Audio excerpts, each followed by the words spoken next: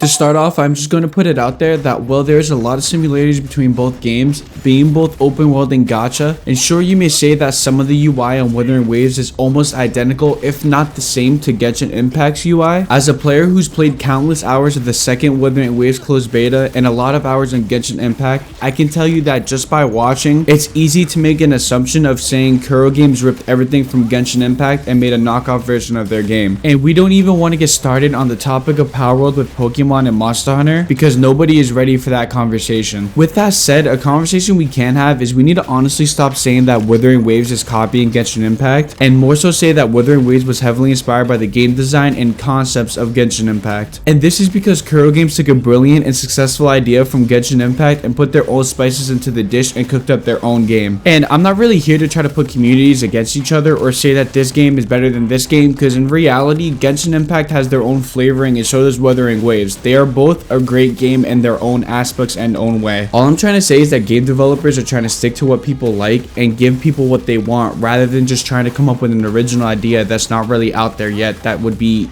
easily a failed game. So to be heavily inspired by one game to create your own game in an aspect for people who want to see something that game is not given is completely fine. And I know that me and other gamers are really looking forward to Wuthering Waves because it has that combat aspect and that game feel that Genshin Impact does not provide. And as I said before, I am not really hating on Genshin Impact. I personally enjoy playing Genshin Impact. There's just certain things about Wuthering Waves that I look forward to more than Genshin Impact, and there's things about Genshin Impact that I like more than Wuthering Waves. It's just the way things are. And that's not necessarily a good thing or a bad thing. It's just they're trying to cater to the gamers who are looking for something different or even something more. So with that said, I am going to be giving you some major differences that I've noticed between Genshin Impact and Wuthering Waves. Okay, so the first obvious major difference between both Genshin Impact and Wuthering Waves is the whole combat system. Yes, we all already know this, Mikey, but Wuthering Waves is still copying Genshin Impact. Alright, just hear me out. So as you may know or may not know, if you're tuning into the Wuthering Waves topic for the first time, Wuthering Waves' biggest thing is their combat. So in Wuthering Waves, you can parry, evade attacks, and do synchronized attacks with teammates, making all these various combos and making the gameplay feel very intuitive. But did you know, unlike Genshin Impact and even Hoyo vs. other game Honkai Star Rail, there's actually only 3 resonators available to play at a time. Not only that, but you can also plunge attack with any resonator in Wuthering Waves simply by jumping. Well, in Genshin Impact, the only way to do a plunge attack is by jumping from a tall height, or if you have Jin Yun and her ultimate is activated, or if you're a Zhao main. Another cool thing to note is not all resonators in Wuthering Waves have plunge attacks. When you attack in midair, some resonators do different attacks while being airborne while attacking. And more with the combat, you can mix up echoes into the equation to have different fighting styles, combinations, and strategies towards the bosses. And with that said, even the ultimate ability and resonator skills differ from the ones of Genshin Impact. In Genshin Impact, the characters all have unique ultimates to them based off their element. In Wuthering Waves, the element aspect is very similar, but something unique that Kuro Games did is give all the characters a mark in the shape of a waveform. This mark glows when a resonator uses an ultimate ability, or the correct terminology is a liberation. Taking a step back into the combat aspect of things, another unique thing about the combat system is that you can use a grappling hook into your moveset as well, or use it to navigate the open world more fluidly. On the topic of grappling hooks, another cool difference about Wuthering Waves opposed to Genshin Impact is just simply the open world experience as a whole. The aesthetic of Wuthering Waves is a gloomy, apocalyptic themed world with grays filled in with some color at the not so dead parts, while Genshin Impact has a high, vibrant, colorful world, which in my opinion, I feel like both of the open world looks for Genshin Impact and Wuthering Waves fit their criteria. So let's switch the topic to stamina. In Genshin Impact, by venturing around the open world and discovering the locations of Oculus scattered around the world, you could actually up your stamina for being little to none at the beginning of the game to actually quite a lot of stamina, which, whew,